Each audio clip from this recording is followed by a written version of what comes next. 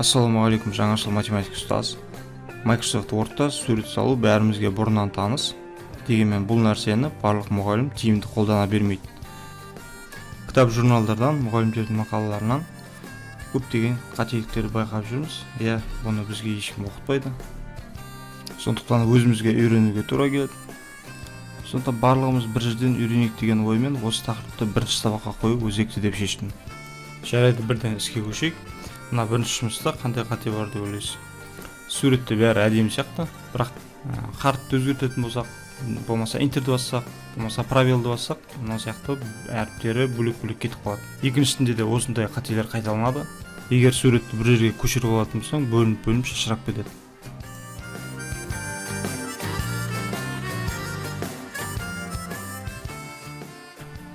Мұндай қателіктерге жол бермес үшін вставканың ішінде фигуры, новое полотно деген бар.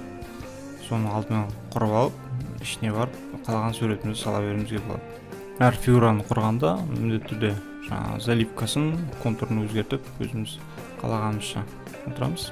Мысалы, мына суретте контурын штрихталған, заливкасы жоқ. Егерде қандай да бір сектор салатын болсақ, алдымен өзін көшіріп алып, үстіне беттестіреміз, және оны басқа фигурамен ауыстырып, бұрыштарын қалағанымызша қойып шығамыз. Егер сектор негізгі сызық, ал шеңбер көмекші сызық ретінде қалсын десек, онда контурдың ішінде штрихтарын өзгертуге болады. Біреуін тік сызық, біреуін штрихталған сызық еді. Егер нүктелерді әріппен белгілейміз десек, осы жерде надпистің суреті бар, А деген жазу бар, сурет бар. Осыдан таңдап алып, заливкасын жоқ деп алып, және контурын жоқ деп алып, ішіндегі әрпін өзгертіп көшіріп шығуымызға болады.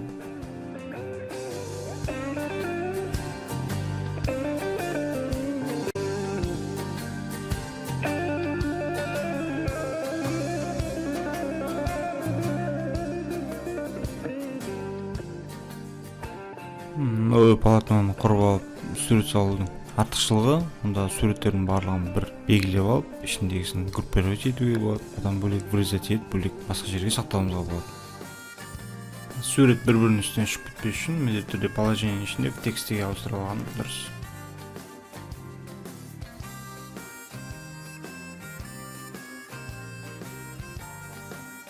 Олай болса, мынадай тағы бір сурет салып көрейік.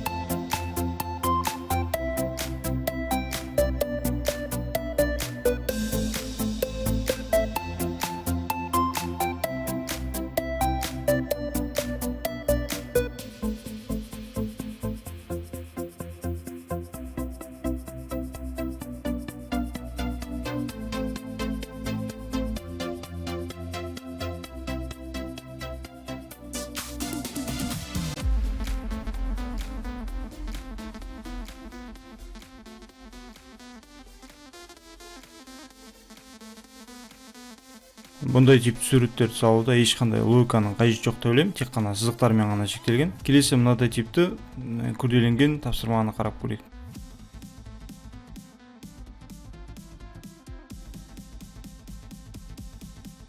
Бул сүрөттү салуудун идеясы кандай? Алдымен шаршына салып алуым керек, узору бар және бети акпен боялган 4 сектормен бетин жауып койсак болду.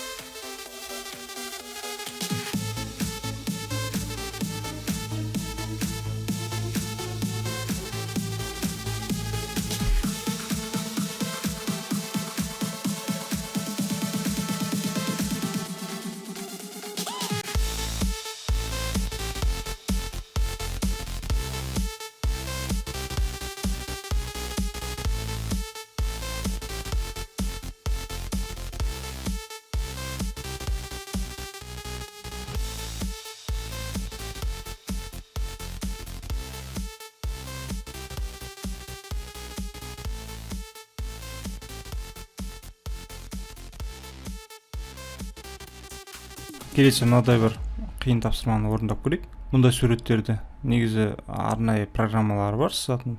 Дегенмен кейін өзгертуге ыңғайлы болу үшін ортаға сызып көрейік. Алдымен мұндай сурет салудың идеясын ойластырып алған жөн.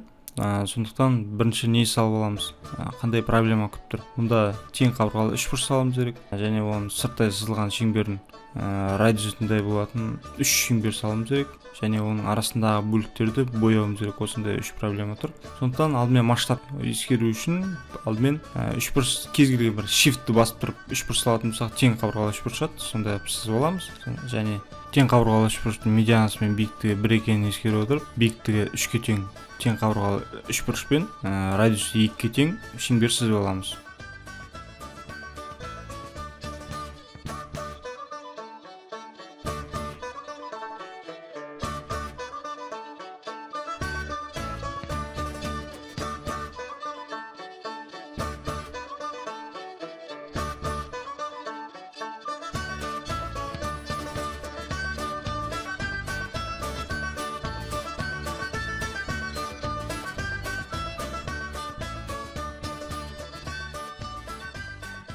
Мынадай бір әдемі сурет шықты.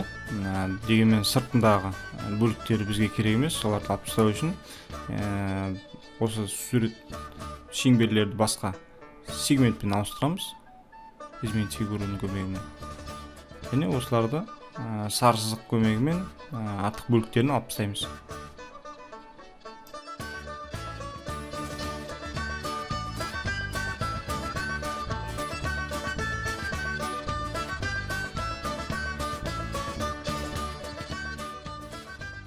Келесі тапсырма осының ішіндегі фигураларды бояп шығу. Сондықтан полилиния деген таңдап алып, осы сызықтардың бойымен ғана полилиния жүргізіп көреміз.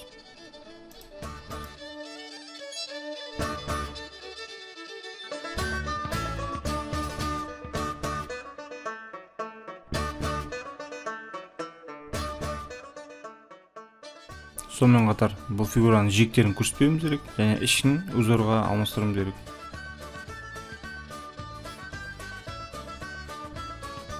Шыққан фигураны көшіріп алып, басқа фигураларын да ішіне орналастырамыз.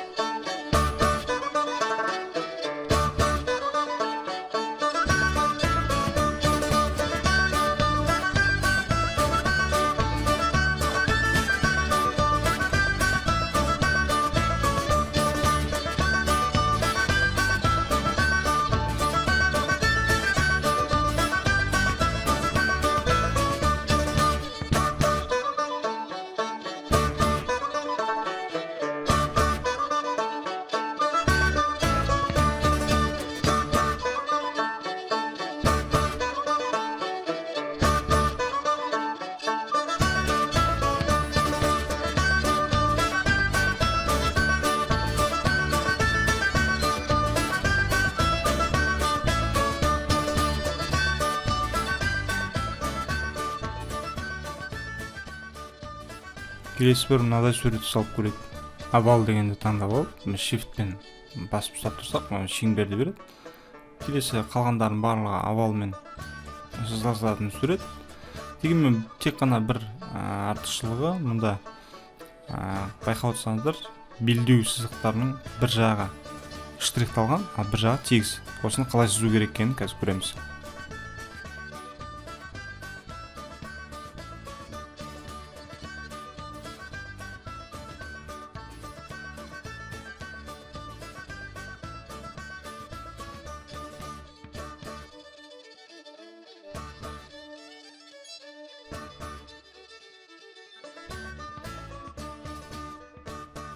Алдымен белдеу сызықтарын штрихталған етіп аламыз және оны көшіріп басқа фигурамен алмастырамыз.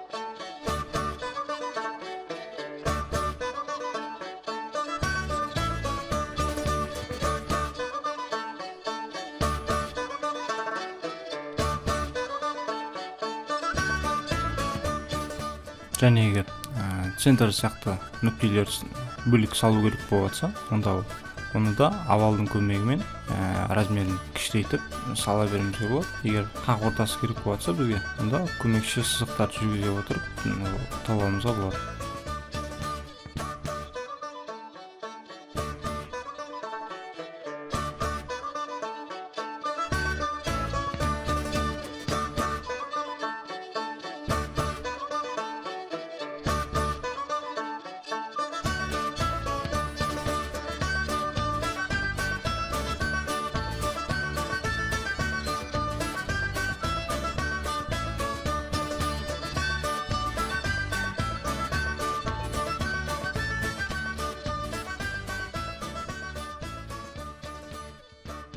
Егер өзім салып көрем десеңіз, мына суреттерді салып көрсеңіз болады. Егер қандай да бір сұрақтарыңыз болса, төменге комментарий қалдырыңыз. Сізбен бірге болған Мұхтар. Екінші сабақта көріскенше.